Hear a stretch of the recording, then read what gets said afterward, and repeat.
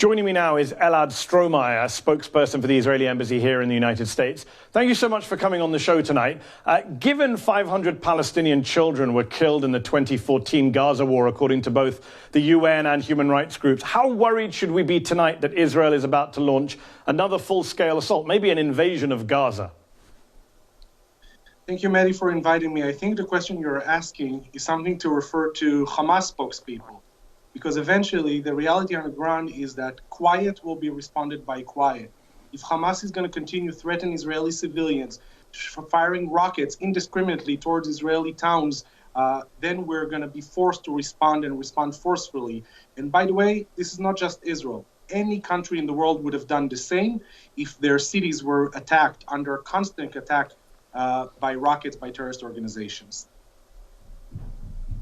I mean, any country in the world, most countries in the world are not in charge of a decades-long military occupation. But you mentioned Hamas rocket strikes. I think we can both agree that Hamas firing rockets at civilian buildings is wrong. Can we both agree on that? I think we can agree on that, right? That's common ground for us?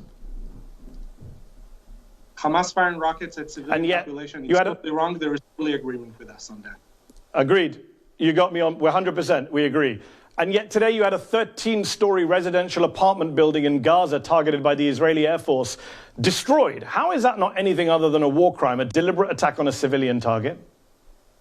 You know, I think it's actually very disfortunate that people are trying to equate the IDF response to Hamas as a terrorist organization. Israel acts in accordance with the international law. We target only Hamas targets, and every target that we're firing at is being chosen very carefully. We do that with accordance of international law in order to minimize civilian casualties and collateral damage. And you know what? We're the only country and the only organization, the only ones in the Middle East that actually care about international law. Hamas doesn't care. Palestinian Islamic Jihad doesn't care. And every loss of life is unfortunate. I agree 100%. You flattened. I mean, we don't have time to get into an argument about international law. Suffice to say that most human rights groups criticize Israel for violating human rights law, and they criticize Hamas. But you leveled an apartment building. I think you gave them a 1-hour warning to get out of the building. You think that's in line with humanitarian law to bomb a civilian apartment building in Gaza? You know, Hamas is using the Palestinians in Gaza as human shields. They're firing rockets at Israel from within centers of civilian population because they want to see these sites. They want to force Israel to respond and to see these sites. Now, also, Hamas and the Palestinian authorities are exaggerating with the numbers. You were mentioning earlier in your show about the casualties and the children that were killed, and you said that it was a result of IDF strikes. But we know for a fact that 6 of these children, for example, were killed because of Hamas rockets were misfired and fell in within Gaza Strip, and they killed the Palestinians. So I'm taking any report coming from just to be clear, I just want to be clear here, Elad. I just want us to be clear. Let's find common ground. Are we now saying, is your position, because I'm sure militant groups are listening in from across the world, is your position that apartment buildings are fair game if there's someone inside you don't like? Is that the position of the Israeli government tonight? You know, you say that you don't want to go into international law, but the question that you're asking is exactly a question of international law. It's a question of what is a legitimate target. It's a simple question. Are apartment buildings okay to bomb? Because I'm sure Hamas will say that. If it's a military target, then it's a legitimate strike. If Hamas is using the target in order to hide weapons, in order to use it as a commanding post, then it's a legitimate strike. But you said you don't want to go there, Okay, I mean, it was an apartment building with hundreds of families and you told them to leave, so you knew there were families in there. Gaza, of course, has erupted because of what's happened in East Jerusalem with the expulsions of Palestinian residents. Hold on, let me ask my question.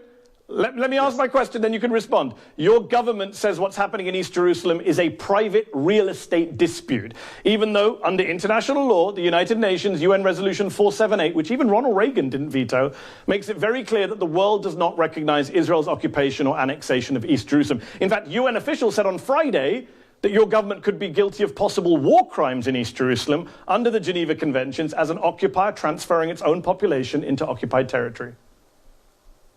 You know, these lies being perpetuated toward Israel is old and they're not new.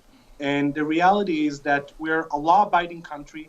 And right now, the dispute in Sheikh Jarrah, in East Jerusalem, is something that is being discussed in the Israeli courts. It's not yet totally decided. And what we have tried to do is actually to de-escalate the situation on the ground. And it was supposed to be discussed today in the Supreme Court, which is the highest abiding law in Israel. And we have asked the Supreme Court to postpone it because we wanted to de-escalate the tension on the ground. But the reality is this is not that's the Israeli... Everybody is trying to escalate the situation. The Palestinian Authority, Hamas, is igniting the situation and trying to prevent any solution to the problem on the ground. Okay, you made that point. You say you're a law-abiding country. I put UN Resolution 478 up on screen, passed in 1980, which the Reagan administration did not veto, which says that your occupation and annexation of East Jerusalem is illegal under international law. 14 UN Security Council members voted for it. That's not lies, that's international law. And Human Rights Watch, Bet Salem, which is an Israeli human rights group, they've all in recent months accused Israel for the first time of the crime of apartheid. And I know you vigorously reject that description, of the discrimination that Palestinians endure. But how would you describe these quotes from the Deputy Mayor of Jerusalem, Aria King, a settler leader who told the New York Times on Friday that these evictions are, quote, of course part of a wider strategy of installing layers of Jews, his words, throughout East Jerusalem. So, okay, it's not apartheid. What would you call that? So, the deputy mayor of Jerusalem is a politician from different politician parties. I speak for the government. The question is, who does he speak for? And there are different opinions in Israel with different thoughts about how to approach that. And the reality is that you're trying to make the Sheikh Jarrah a dispute of 5 families that needs to be resolved. I'm not undermining 5, 6 families that needs to be resolved. Is the core of the issue. And this is not the core of the issue. The core of the issue is that they have deeds that prove that they own the land, and there were compromises being offered to the families who live there, and they refused to those compromises because they were incited by the Palestinian authorities, because they wanted us to get to where we are today. If we're going to get... And now that we're trying... Now we're waiting for a Supreme Court ruling on that to see what's going to happen with that. Understood. But if we're going to get into the legal, if we're going to get into, but you're going to that legal. Maybe, if I may, I want to say something. Hold on. If we're going to get into property deeds, Elad, let me ask a question. If we're Elad, you answer. If you're going to get into property deeds, if you're going to get into, hold on. We're almost out of time. If we're going to get into property deeds, I'm sure there's a fair few thousands of Palestinian families who have property deeds and keys which are not being honored by the Israelis. But you say he's just a deputy mayor. I mean, that's an elected official. Another deputy mayor of Jerusalem, Fleur Hassan Nahum, told the Times, quote, "This is a Jewish country. There's only one. And of course, there are laws that some people may consider as favoring Jews. It's a Jewish state." Again, you say apartheid is a wrong description. How would you describe such language from 2 deputy mayors elected, 2 deputy mayors of Jerusalem? 2 deputy mayors. You say we don't have time, but you're taking what she said, for example, I assume, out of context. Because Israel is a Jewish state and is the national homeland of all Jews, but every minority and every group enjoy equal rights under the law. That's not what she said, Elad. She said some laws favor Jews. That's not what the quote says, Elad. She talks about some laws favoring Jews and says that's the right thing to do. Would you condemn that language? You say you don't speak for these deputy mayors. Would you, as an Israeli government official, condemn Israeli officials who talk about some laws favoring Jews, putting layers of Jews in East Jerusalem? You can condemn it tonight and say you don't speak for them. Would you? Mehdi, what I want to do is to condemn everyone who is trying to flare a very fragile and a very sensitive place. And this is what extremists from the right in Israel are trying to do, extremists from the right in the Palestinian Authority, extremists from the left. Everybody is trying to do that, and we need to try and find a way to de-escalate that. The Israeli government has done everything that we can to de-escalate it in act of Ramadan, in act of Jerusalem Day, and right now we're falling to all the lies.